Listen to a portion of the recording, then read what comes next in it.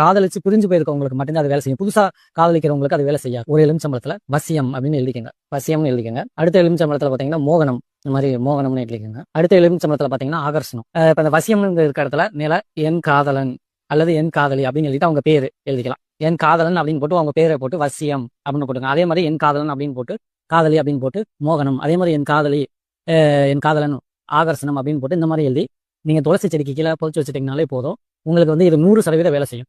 ஒரு எலுமிச்சை பழத்தை இதெல்லாம் பண்ணணுமா? எனக்கு தெரிஞ்சு எலுமிச்சை பழத்துல ஜூஸ் போட்டு குடிச்சா சூப்பரா இருக்கும். ஊறுகாய் பண்ணா இன்னும் டேஸ்டா இருக்கும். ஆனா இந்த மாதிரி வசியம் பண்ணலாம் அப்படின்னு சொல்லும் போது எனக்கு சில ஐடியாக்கள் தோணுது. இந்த வசியம் பில்லி சூனியை பத்தி நிறைய எல்லா இடத்துலயும் சொல்றாங்க. பல வருடங்களா இருக்குன்னு இதை வர சொல்றாங்க எல்லாருமே. ஏன் பிரிட்டிஷ்காரன் வரும்போது அவனுக்கு இந்த வசியத்தை பண்ணி அவனை நம்மளுக்கு கீழே அடிமையா வச்சிருந்திருக்கலாமே, நம்ம ஏன் அவனுக்கு அடிமையானோம் அப்படின்னு ஒரு கேள்வி இருக்கு. சரி, அதை கொஞ்சம் தள்ளி வச்சுட்டு அந்த டைம்ல இல்லாம இருந்திருக்கலாம். இப்ப புதுசா வந்திருக்கு, இது ஒரு தொழிலா இருந்திருக்கலாம். சரி, இப்ப ஜெயலலிதா நினைச்சிருந்தா கலைஞருக்கு வச்சிருக்கலாம், கலைஞர் நினைச்சிருந்தா ஜெயலலிதாக்கு வச்சிருந்திருக்கலாம். இந்த வசியத்தை பண்ணிருக்கலாம், இல்ல பில்லி சூனியை வச்சிருக்கலாம். அவங்க ஏன் அதெல்லாம் செய்யல? இந்த ஒரு கேள்வி இருக்கேன்.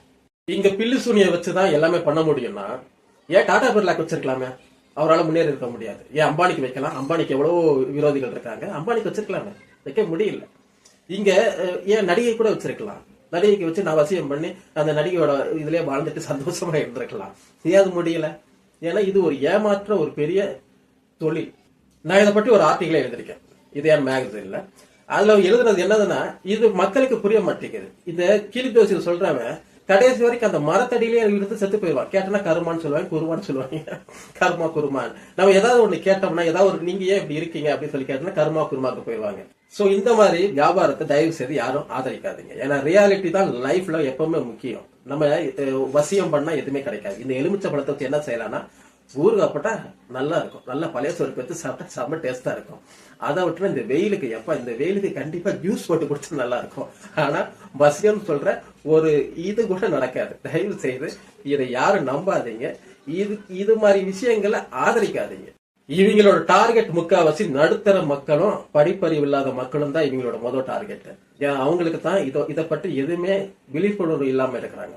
இதை இவங்க என்ன செய்யறாங்க, ஒரு எலுமிச்சை பழம் 5 ரூபாய் எலுமிச்சை பழத்துல ஒரு பெண்ணையோ ஆணையோ வசியப்படுத்த முடியும்னா இந்த உலகம் எவ்வளவு மாற்றம் மாறியதுன்னு உங்களுக்கு தெரிய வேணாமா? தயவு செய்து யாராவது இது மாதிரி நம்பிக்கிட்டு இருக்கிறாங்கன்னா நம்ம தான் புரிய வைக்கணும். தயவு செய்து புரிய வைங்க. நீங்க புரிய வைக்கலன்னா இந்த மாதிரி கேடுகட்ட கூட்டத்துக்கிட்ட போய் மாட்டிப்பாங்க. கடைசி வரைக்கும் அவங்களோட உழைப்பு எண்ணங்கள் போயிடும். நம்ம தான் புரிய வைக்கணும்.